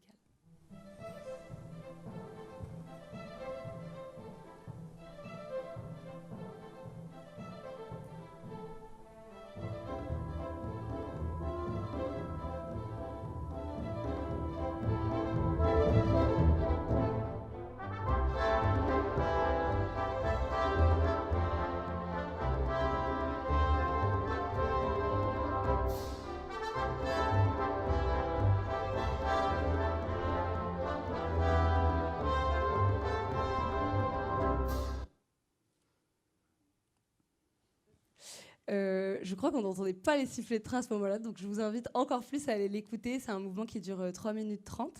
Et ce qui est assez intéressant aussi, c'est si jamais vous vous penchez sur son travail, il y a quelques orchestres ces dernières années qui ont enregistré ces morceaux. Et on entend en fait une évolution de la Juba Dance au fur et à mesure des années, de ces années de composition. On entend que son langage musical va s'enrichir et elle va se permettre beaucoup plus de choses et sortir beaucoup plus du carcan symphonique.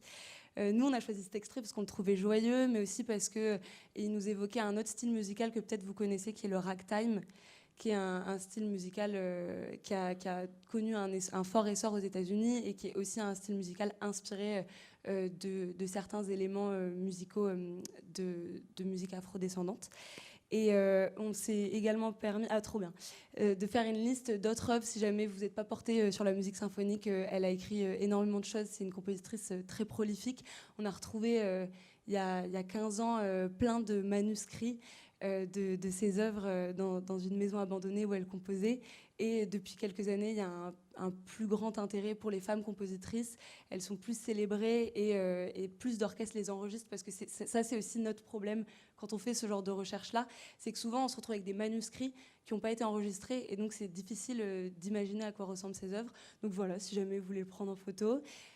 Moi, je fais partie d'un collectif à Montpellier qui s'appelle Contre Vacarme, qui est un collectif de musique qui est là pour promouvoir la création des minorités de genre aujourd'hui, mais qui parle aussi d'anciennes compositrices. On a des playlists sur YouTube, si jamais ça vous intéresse, avec plein de styles musicaux différents, où on célèbre toutes sortes de compositrices. Merci beaucoup. Merci Isia.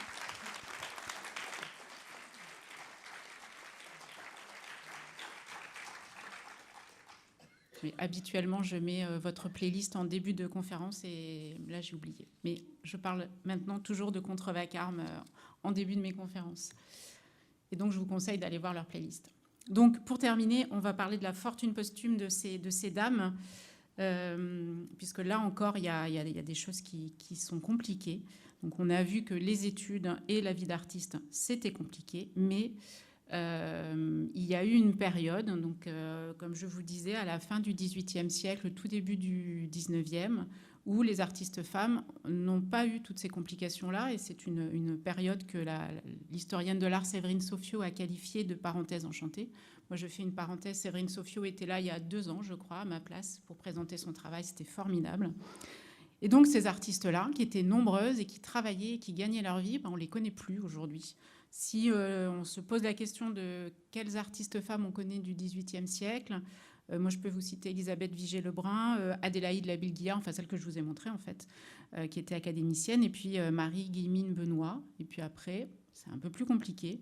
Donc on peut se demander aussi ce qui s'est passé, parce qu'elles, visiblement, elles ont eu une bonne éducation, une vie d'artiste épanouie, mais il s'est passé quelque chose entre-temps. Il s'est passé qu'on a effacé leurs traces. On peut reprendre Marie Baskirtseff, puisque elle est vraiment... elle savait qu'elle allait mourir très jeune puisqu'elle était malade. Et donc, elle a vraiment voulu laisser une empreinte dans l'histoire et dans l'histoire de l'art. Donc, elle a écrit son journal de manière très franche, très directe, et elle a écrit son journal de jeune fille de très bonne famille, originaire d'Ukraine, qui vient en France, qui vient notamment à Paris et à Nice, qui étudie, qui va dans les ateliers, qui peint, qui expose. Et elle veut, quoi que je devienne, je lègue mon journal au public. Donc elle veut vraiment que son journal reste. Et effectivement, son journal va être très lu par les jeunes filles et les jeunes femmes du début du XXe siècle, fin 19e, début 20e. Mais si on regarde vraiment, et c'est ce qu'a fait Colette Cognier, une chercheuse en littérature comparée. Si on compare le manuscrit avec l'édition qui a été publiée, eh bien, il y a eu des traces qui ont été effacées. Sa famille, et notamment sa mère, a repris le manuscrit pour l'honneur de la famille, parce qu'elle était trop franche, elle parlait un peu trop des garçons, elle parlait un peu trop de ses problèmes. Et la biographie qu'elle léguait à la postérité n'était pas digne de cette famille-là. Donc, déjà, la mère a arraché les pages qui la concernent et qui n'étaient peut-être pas tout à fait très aimantes, peut-être. Il y a des commentaires dans les marges pour dire qu'il y a des choses à ne pas publier ou pour démentir les affirmations de la jeune fille. Et puis, le manuscrit est biffé. Il y a aussi toutes sortes de mentions pour dire que ça n'est pas reproductible. Donc déjà, il y a des traces qui sont effacées. Ensuite, il faut aussi se dire que les femmes artistes, les femmes actives en général, c'est un impensé. On a toujours en tête plutôt une société masculine. Si je vous projette dans le manuscrit, le scriptorium médiéval, personnellement, j'ai en tête les moines du nom de la rose, avec ces ambiances très sinistres et tous ces messieurs qui vivent entre eux. Eh bien, pourtant, il y avait des femmes qui étaient des enlumineuses. Alors, je vous montre cette mâchoire parce qu'elle date. C'est une mâchoire qui appartenait à une femme qui a vécu aux environs de 1100. C'est un squelette qui est peu abîmé. Enfin, l'ensemble du squelette est peu abîmé et il montre que c'est un squelette d'une femme qui a eu une vie relativement calme, sans difficulté physique, plutôt sédentaire. Et dans sa mâchoire, on a trouvé du lapis lazuli pris dans le tartre dentaire. Alors sachez qu'il y a une profession qui est de la bioarchéologie et qui consiste en des spécialistes de l'étude du tartre. Et cette étude du tartre permet de comprendre ce que nos ancêtres mangeaient, les maladies qu'ils ont pu avoir, ils et elles ont pu avoir. Le tartre, en fait, conserve l'ADN de ce qui a été dans la cavité buccale, quoi. Et donc, dans ce tartre-là, il y a du lapis lazuli. Et ça, c'est pas rien, parce que le lapis lazuli, c'est une des pierres, c'est la pierre sûrement la plus précieuse qu'il y avait à cette époque-là. C'était plus précieux que l'or, plus cher que l'or. Ça venait de très loin, c'était très difficile à ramener. C'était dans l'actuel Afghanistan. Et ce pigment-là, on ne l'utilisait que pour les très grands manuscrits, pour peindre le manteau de la Vierge. Enfin, c'était quelque chose réservé vraiment à de la très grande valeur. Donc on se demande ce que vient faire des morceaux de cette pierre extrêmement précieuse dans la bouche d'une femme qui vivait dans une petite ville allemande au XIe siècle. Alors là, on a fait toutes sortes de suppositions. On s'est dit qu'elle avait dû avaler du lapis lazuli pour se soigner dans un truc un peu comme ça de sorcellerie peut-être, qu'elle avait embrassé très fougueusement une icône et qu'elle s'était mis du lapis lazuli dans la bouche. Bon, ça, ce sont les scientifiques qui réfléchissent à ça. Et en fait, il a fallu vraiment réfléchir pour se dire que, et si cette femme était en fait une grande artiste, et que, vous savez, quand on lèche le pinceau pour affiner les poils, et que donc on se met du pigment dans la bouche, quoi. Et donc il a fallu se dire que si on avait confié du lapis lazuli à cette femme, c'est que c'était une très très grande enlumineuse. Et effectivement, une des scientifiques, Alison Beach, dit « Le fait que ce pigment ait été donné à une femme démontre qu'elle faisait partie des meilleures, que son art était réputé. C'est la preuve physique la plus ancienne que nous ayons de l'existence de femmes scribes. » Mais il a fallu pour ça, tout un cheminement est passé par des raisonnements totalement alambiqués pour se dire qu'effectivement, peut-être qu'il y avait des artistes femmes très réputées dans la période médiévale. Tout comme quand on parle aussi des grottes ornées, on imagine toujours des hommes des cavernes qui vont dans ces grottes, alors qu'on sait très bien aujourd'hui qu'il y a des empreintes de femmes, de mains féminines sur ces parois, et que l'homme de Cro-Magnon, l'homme des cavernes, l'homme préhistorique, enfin tous ces termes-là, mais c'était aussi souvent une femme. Et là, je vais citer Virginia Woolf, évidemment, Une chambre à soi. Vraiment, j'aimerais aller jusqu'à supposer que cette anonyme, qui a écrit tant de poèmes sans les signer, était souvent une femme. On manque de sources, effectivement, à l'image des religieuses, la contribution des femmes laïques disparaît aussi dans l'anonymat, parce que, à l'exception des veuves qui vont hériter du nom et de la réputation de l'atelier de leur mari, en général, les femmes ne signent pas leurs œuvres. Si elles ne sont pas salariées, elles ne sont pas sur les registres, elles ne sont pas mentionnées, enfin, en fait, elles ne sont mentionnées à peu près nulle part dans les archives parce qu'elles sont là pour aider. Et donc, elles ne sont pas là en tant que salariées d'une entreprise, salariées d'un atelier, donc elles disparaissent. Et puis, il y a un problème aussi chez les artistes femmes, et Séverine Sauffiot, d'ailleurs, en parlait dans sa conférence. Donc, Séverine Sauffiot, la parenthèse enchantée, c'est que les femmes changent de nom quand elles se marient. Donc, c'est compliqué après pour les historiens et les historiennes de l'art.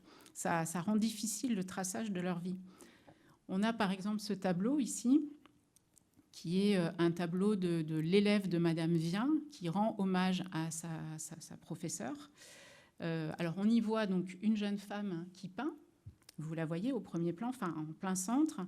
Un homme qui la corrige, et elle le regarde très attentivement, elle prend note de la leçon. Et puis, il y a une femme au premier plan qui nous regarde, et on comprend que c'est Madame Vien, puisque c'est son portrait. Donc, en fait, c'est son atelier à elle, et puis c'est son élève aussi à elle, même si c'est un monsieur, en fait, qui fait la leçon. Et on a un atelier qui est envahi d'hommes également. Donc c'est un peu une ironie du sort parce que dans ce titre, qui se veut être un hommage de l'autrice à cette Madame Vincent, j'ai dit Madame Vien peut-être, Madame Vincent, pardon. En fait, cette Madame Vincent, nous la connaissons et elle a toujours pris soin de ne pas signer par ce nom de Madame Vincent, c'est Adélaïde Labille-Guillard. Et Adélaïde Labille-Guillard, quand elle se représente comme ça, c'est-à-dire en train de donner la leçon à deux jeunes femmes et pas du tout en train d'attendre dans un coin sa palette à la main. Et en fait, elle a fait attention de ne jamais changer de nom. Elle a toujours conservé son nom de jeune fille, Labille, et puis elle y a ajouté le nom de son premier mari, Guillard, précédé d'un F, Labille, femme Guillard. Puis, quand elle a divorcé, elle a remplacé le F par D, Labille, dite Guillard, et même quand elle s'est remariée, elle n'a plus changé de nom, donc elle ne s'est pas appelée Madame Vincent. Et au salon, ces œuvres vont être exposées dans le strict respect du code, c'est-à-dire que la notice mentionne que Adélaïde Labille-Guillard est élève de son mari, alors qu'en fait, tous les deux sont académiciens et académiciennes, donc elle n'a rien d'une élève. Et elle est désignée uniquement par son nom d'épouse, Madame Vincent. Donc, ce qui fait qu'elle n'a plus de prénom, elle n'a plus son nom, et elle n'est plus non plus, elle n'a plus son statut de grande portraitiste émérite. Donc, en fait, dans les archives que l'on a de ces expositions, eh bien, on perd toute la trace de Adélaïde Labille-Guillard. Donc, c'est quand même fâcheux. Dernière artiste, je reviens à Sonia Delauneterre, et je fais à nouveau un bond dans le temps. Les artistes femmes vont avoir tendance, quand elles sont en couple, à survaloriser le travail de leur mari. Alors, il y a une statistique qui fait que les hommes vivent moins longtemps que les femmes. Donc, dans les couples, souvent, la femme reste après le décès de son mari, de son époux. Et là, la femme va consacrer toute son énergie à faire reconnaître le travail de son mari. L'inverse n'est pas forcément vrai. En tout cas, ça ne s'est pas vérifié avec le couple Harpe. Sophie Teuber-Harpe est morte accidentellement d'une fuite de gaz. Et on ne peut pas dire que Jean Harpe, qui est un grand artiste par ailleurs, ait beaucoup œuvré pour la reconnaissance de sa femme. Donc Sonia Delauneterre va tout prioriser pour faire reconnaître l'œuvre de Robert Delaunay, qui meurt relativement jeune de maladie. Il meurt à Montpellier d'ailleurs. Il meurt d'un cancer, si je ne me trompe pas. Et elle va vouloir affirmer le rôle pionnier de Robert Delaunay dans l'histoire de l'art abstrait. Et à propos de Sonia Delauneterre, qu'on va plutôt... On a tendance à affirmer que leurs créations sont si étroitement liées qu'il est impossible de parler de Sonia Delauneterre sans parler de Robert Delaunay, parce que tout est trop lié. Mais en revanche, on peut parler de Robert Delaunay sans jamais citer Sonia Delaunay. Et ça, je l'ai vu de nombreuses fois, parce que j'ai pas mal travaillé sur ces deux artistes. Et quand Sonia Delauneterre et son fils, enfin leur fils Charles Delaunay, font une donation en 1963 au Musée d'Art moderne, ils vont faire une donation des œuvres du couple, enfin autant de l'une que de l'autre. Le directeur du Musée d'Art moderne va écrire dans le catalogue de l'exposition qui fait suite à cette donation, il va parler des diverses initiatives de Sonia Delaunay, créatrice d'étoffes, de reliures, d'objets de style cubiste. Donc Sonia Delaunay, elle est créatrice d'étoffes, enfin elle fait des arts appliqués, disons, ainsi que les puissantes créations de Robert Delaunay, poète conscient de tout ce qu'il y avait d'exaltant dans les aventures du siècle commençant. Pour information, dans le don, il y avait 67 huiles, enfin 167 peintures et dessins de Sonia Delauneterre. Donc on n'avait pas que des textiles, etc. Et puis, il va y avoir aussi dans l'idée que Robert Delaunay, c'est le théoricien du couple et que Sonia Delaunay, elle est praticienne, elle a cette intuition comme ça, toute féminine, des couleurs et des motifs. D'ailleurs, Robert Delaunay le disait aussi, qu'il y avait une sorte d'intuition chez son épouse. Et en fait, Delaunay a pratiquement jamais écrit. Donc, on va publier ces textes après sa mort, en 1957, mais c'est pas du tout un théoricien, Robert Delaunay. Et Sonia Delaunay, en fait, Sonia Delaunay-Terre, elle est essentiellement vue comme une femme d'affaires. Mais si on lit son journal, qui est écrit en russe, parce qu'elle était née en Ukraine, éduquée en Russie, et elle est venue en France ensuite, on se rend compte que c'était une femme extrêmement cultivée, qui parlait plusieurs langues, qui lisait Goethe dans le texte, Shakespeare dans le texte, et Rousseau dans le texte aussi, et se passionnait pour la psychologie. Donc elle avait effectivement sûrement beaucoup d'intuition, mais elle avait aussi autre chose. Il me semble aussi que ce qui est important pour la postérité des artistes femmes, c'est de ne pas seulement les considérer comme des muses, mais comme des grandes inspiratrices. Et là, j'appelle Alba Sagols en musique.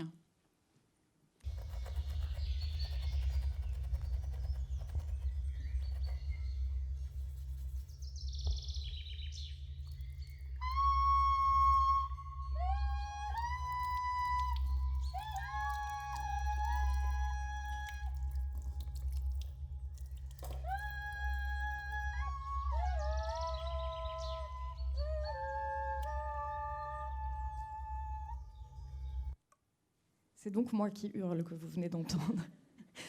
Bonsoir, je m'appelle Alba Sagols, je suis artiste plasticienne. Très contente d'être invitée par Corinne Gérieux pour parler aujourd'hui du travail d'une artiste qui a quand même pas mal influencé ma façon d'observer les choses dans les travaux d'artistes femmes et d'artistes queer. Et donc aujourd'hui, je voudrais vous parler du travail de l'artiste plasticienne Elsa Bress et tout particulièrement de ma rencontre avec 2 séquences de son film Les Sanglières. Donc, pour vous remettre un petit peu le contexte, on est en 2021. En 2021, donc en sortie de Covid, on est à la première édition d'une biennale mise en place par le MoCo, Montpellier Contemporain, qui va présenter des artistes héroltés. Alors, comme on sort du Covid, le premier format de cette biennale-là va prendre la forme d'une sorte de périmètre, 100 km autour de Montpellier, en lien évidemment avec le fait qu'il était obligatoire d'avoir une attestation et qu'on ne pouvait pas se déplacer au-delà de 100 km autour de Montpellier. Et donc, je rentre à la Panacée et je tombe sur 2 séquences de ce film, Les Sanglières. Alors, je vais lire un peu parce que je ne veux pas oublier, ça va se jouer un petit peu comme la description de ce film, mais il faut imaginer qu'on est sur une séquence de 10 minutes. Ça commence par la nuit. On voit un groupe de femmes dans une cuisine. Elles ont tous les âges, je dirais entre peut-être 25 et 70 ans.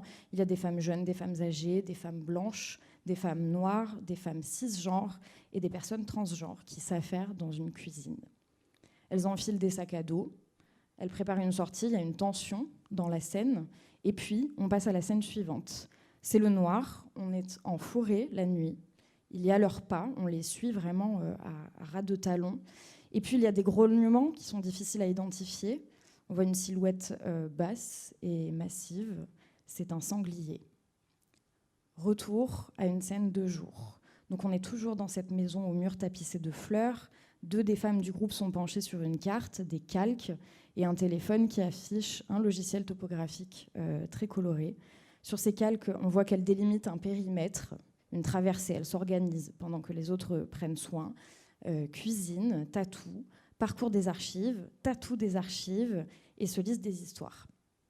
Et puis, c'est à nouveau la nuit. Revient ce plan sublime à ras de talons et à ras de sabots dans cette marche interespèce au milieu des bois des Cévennes où femmes, laits et marcassins se suivent en silence. Donc je sors de ce premier contact avec le travail de Elsa Bress. Je vais vous donner un peu plus d'éléments pour que ce soit plus clair, parce que ces 2 scènes-là, donc, elles font partie d'un film qui dure 68 minutes, mais que je découvrirai donc, il y a 3 semaines, parce que je n'ai pas eu de nouveau de contact avec ce travail plastique. J'ai quand même choisi de vous parler de l'ensemble. Donc on a une artiste qui va réaliser une fiction expérimentale qui se déploie de manière très locale, puisque ça se déploie dans la vallée de Soule, dans les Cévennes. Les séquences de ce film vont compter l'existence d'une alliance précapitaliste et interespèce. Et je pense que c'est la raison principale pour laquelle je suis très touchée par ces séquences-là. Elle remet en question, en fait, la totalité de notre système. Dans cette fiction locale, elle envisage la femelle sanglier comme une figure de contestation, de résistance, une alliée des luttes pour la fin d'un système en fin de vie. Et donc, elle fait ce choix des sangliers et des sanglières en particulier pour plusieurs raisons. D'abord parce que les sangliers ont très mauvaise presse. Dans les Cévennes, on a des animaux qui sont accusés d'attaque, de destruction de culture, qui ne sont en réalité qu'en perpétuel mouvement à la recherche de quoi se nourrir, de chemins de traverse pour se reproduire, échapper à la chasse aussi, et puis finalement tout simplement vivre. Et donc on les perçoit d'autant plus négativement depuis l'hypothèse selon laquelle les chasseurs, pour pallier à la baisse démographique des sangliers, les auraient croisés avec des porcs roses, ce qui va les rendre plus gros, plus dangereux et plus faciles à abattre aussi. Et ce croisement potentiel, ça devient une raison scientifique presque de ne pas du tout protéger cette espèce. Je pense que c'est la raison principale pour laquelle elle a choisi d'en faire son personnage principal. En fait, ça résonne très fortement avec un discours plutôt très à droite, en lien avec une forme de pureté.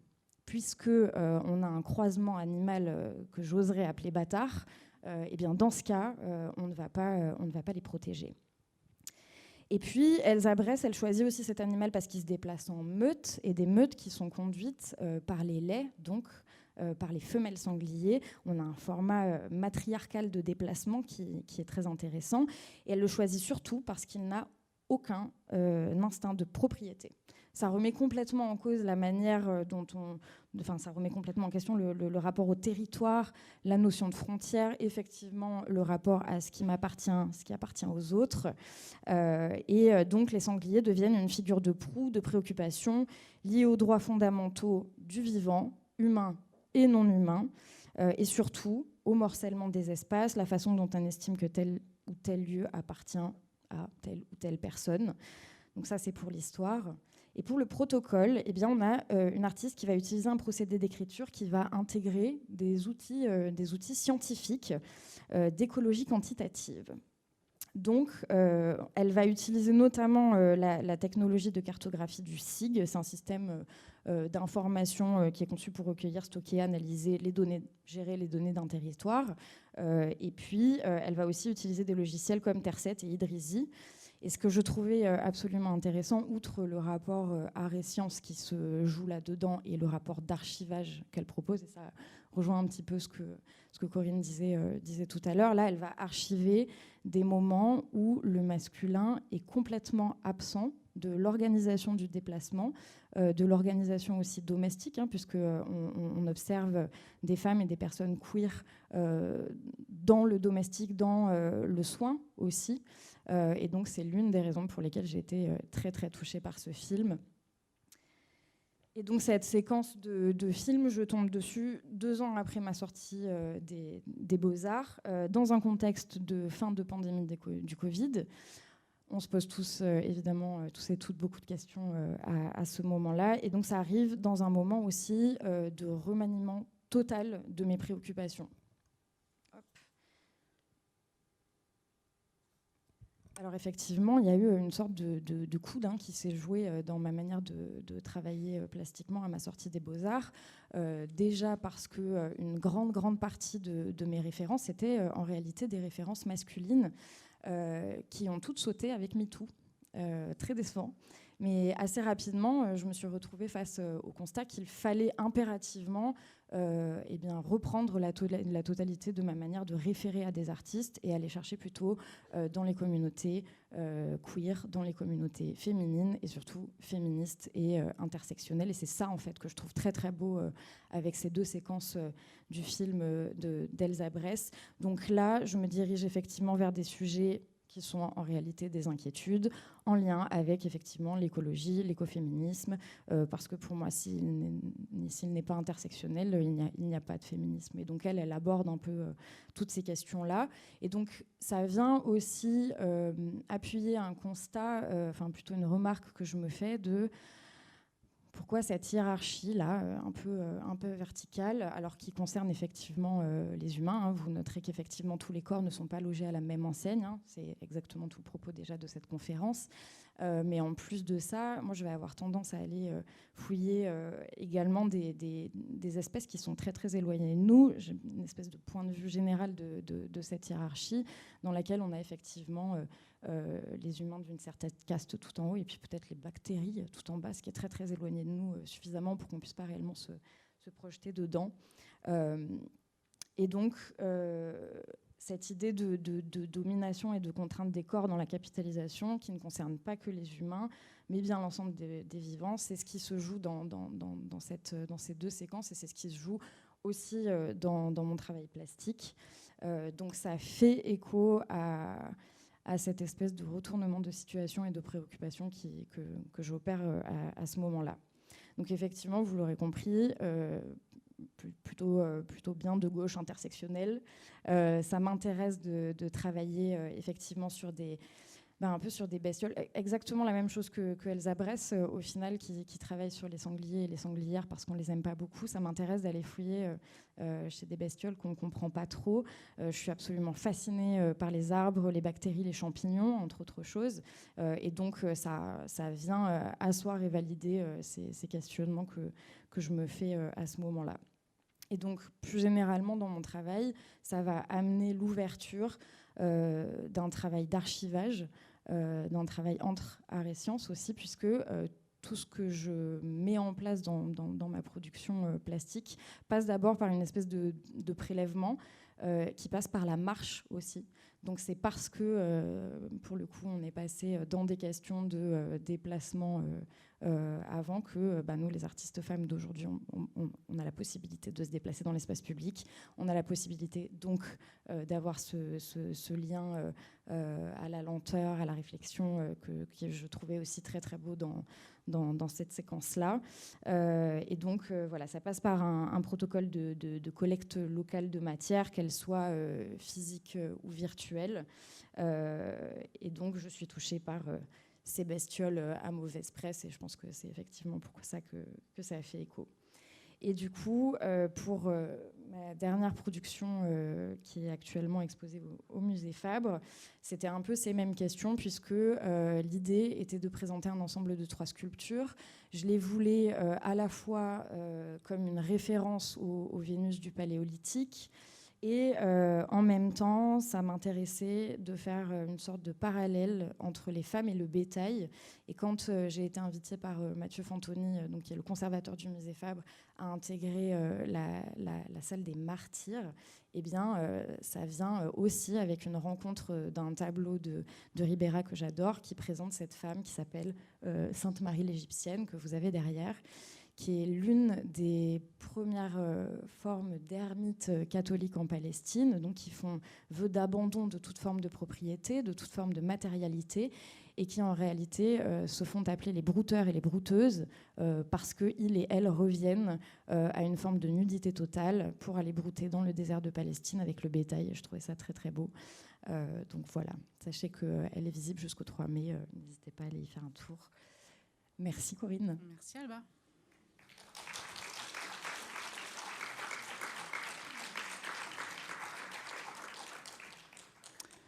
Alors bien sûr, on va finir sur une note positive, et on se dit qu'aujourd'hui, les choses changent quand même pas mal. Et il y a notamment la fiction et le documentaire ou le reportage à la télévision qui nous permettent de découvrir des destins d'artistes femmes. Alors des artistes femmes qui sont assez connues, très connues comme Berthe Morisot ou Charlotte Périllan, et puis des artistes femmes un peu moins connues comme Gabrielle Munter par exemple. Et puis bien sûr notre chère Germaine Richier, issue de l'École des Beaux-Arts de Montpellier. Mais il a fallu quand même, que des artistes femmes se disent les choses en grand. Et il y a donc eu ce collectif des Guerrilla Girls, qui est un collectif féministe fondé en 1985 à New York, à l'occasion d'une grande exposition organisée au Metropolitan Museum, intitulée Exposition internationale de peinture et de sculpture, donc un aperçu international de la peinture et de la sculpture, dans laquelle se trouvaient en fait que 3% des artistes femmes, mais 83% de nus féminins. Donc évidemment, ça a pu un petit peu frotter chez certaines artistes femmes et elles se sont demandé si les femmes doivent être nues pour entrer au Metropolitan Museum. Et les Guerrilla Girls donc, font des actions en ayant ce masque de gorille. Ce sont donc des artistes, on ne sait pas qui. Elles ont comme pseudonyme des noms de grandes artistes très connues comme Frida Kahlo par exemple. Et elles viennent faire donc des interventions encore aujourd'hui. Ici, vous comprenez très bien la citation de l'odalisque d'Ingres, qui est quand même un bel exemple d'une œuvre qui reproduit un certain fantasme de la femme orientalisante, avec un dos parfait, parce que le dos est quelque chose aussi de très érotique en peinture. Et cette odalisque d'Ingres porte un masque donc de gorille.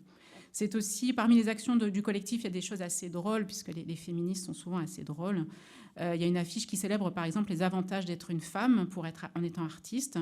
C'est que, par exemple, on ne travaille pas avec la pression du succès. On peut s'échapper du monde artistique grâce au petit boulot, ou aussi on a l'opportunité de choisir entre carrière et maternité. Alors pour conclure, je le disais, effectivement les choses changent. Et par exemple à Montpellier, depuis 3-4 ans, on a pu admirer le travail de nombreuses femmes dans les lieux patrimoniaux, le musée Fabre, le pavillon populaire, le MoCo, la Panacée. Donc réjouissons-nous, on a vu tout ça et je pense qu'on va en voir encore beaucoup parce que la programmation du MoCo pour cet été, c'est Kiki Smith, donc on se régale d'avance. Et pour conclure vraiment, après grande réflexion, je me suis dit qu'il y avait 4 grandes raisons systémiques à ce problème-là. Il y a déjà un problème qui est presque un problème cognitif, c'est que les femmes, en général, ont des difficultés à se mettre en avant et à prendre du temps pour leur travail, parce que quand même, ça fait un certain nombre d'années. Alors Claudine Cohen, qui est une spécialiste de la préhistoire, vient de sortir un livre sur les débuts de la domination masculine, et il semblerait que ça commence avant le néolithique. Donc forcément, il y a un moment où les connexions neurologiques, le cerveau étant un organe très, très malléable, forcément, nous avons toutes des biais cognitifs qui nous amènent vers le fait qu'on est toujours un peu plus discrète et qu'on a toujours ce sentiment d'imposture. Et voilà. Et effectivement, les injonctions de la société et de l'histoire ne vont pas dans le bon sens pour nous. Donc je pense que ça, c'est un critère important. Et puis peut-être aussi qu'il y a des obligations de la notoriété qui ont été érigées par les hommes et qui ne nous conviennent pas. Est-ce que ça nous convient vraiment de faire les vernissages le soir quand on sait qu'on a des enfants à garder à la maison, par exemple? Est-ce que ça nous convient de faire des repas d'affaires également le soir? Est-ce que si la société avait été matriarcale, il y aurait ces mêmes signes de la notoriété? Je ne sais pas, mais la question que peut se poser, est-ce que vraiment pour nous, pour les artistes femmes, en tout cas pas pour moi parce que je ne suis pas artiste, mais est-ce que pour les artistes femmes, ces obligations-là de la notoriété sont une évidence ou sont vraiment des énormes contraintes, sachant qu'en plus, il y a une grande dépense d'énergie et de temps chez les femmes plus que chez les hommes pour exister en tant qu'artiste, pour combattre ces critiques qui sont généralement plus violentes pour les femmes, ces soupçons aussi, et puis les femmes sont toujours regarder avant d'être écouté. Et ça aussi, c'est un empêchement assez problématique. Et puis, les femmes font un grand travail invisible et non rémunéré.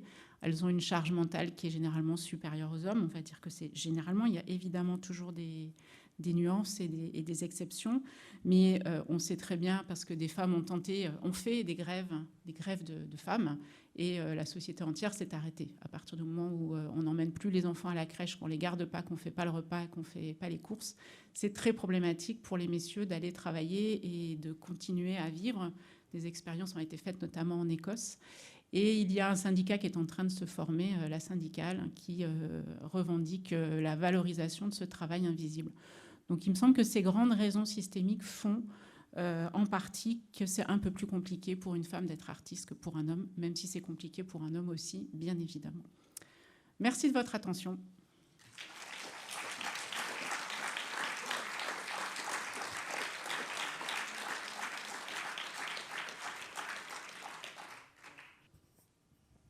Merci pour la qualité de votre intervention. J'ai 2 questions sur les causes et l'autre sur la reconnaissance.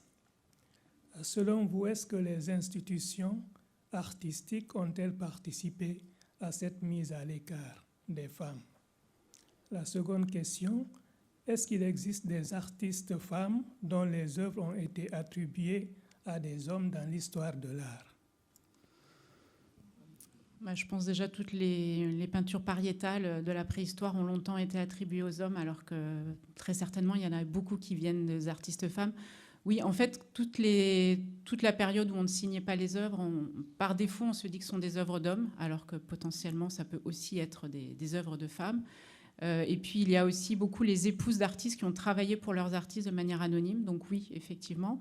Et est-ce que les institutions ont joué le jeu du patriarcat? Oui, parce que à les directions de ces institutions, il y a souvent des hommes. Et c'est tout à fait humain. Hein. Quand on est homme, on pense aux hommes. Et quand on est femme, on pense aux femmes. Donc les hommes ont plutôt tendance à avoir un réseau masculin, donc pensent plutôt à acheter des hommes et à valoriser des artistes hommes. Et si on a de plus en plus d'artistes femmes visibles aujourd'hui, c'est parce qu'il y a de plus en plus d'historiennes de l'art, de professeurs d'université, etc. Donc, plus les métiers se féminisent et plus il y aura une égalité homme-femme dans le monde de l'art. Vous vous dites docteur en histoire de l'art ou doctoresse en histoire de l'art? Alors, c'est vrai que souvent, moi, je mets docteur, mais doctoresse ne me dérange pas du tout. La féminisation des mots, c'est quelque chose, des noms de métiers, c'est quelque chose que je revendique. Donc les deux ne me dérangent pas, mais docteur au masculin, ça me dérange, ouais, parce que le masculin n'a jamais été neutre, en fait. C'est un leurre qu'on nous a fait croire. Donc je pense qu'il faut féminiser les noms absolument. Faire de l'écriture inclusive absolument. Avec le point médian ou pas, mais l'inclusivité, pour moi, c'est très important dans le français, dans le maniement de la langue française. Voilà, mais ça, c'est mon point de vue.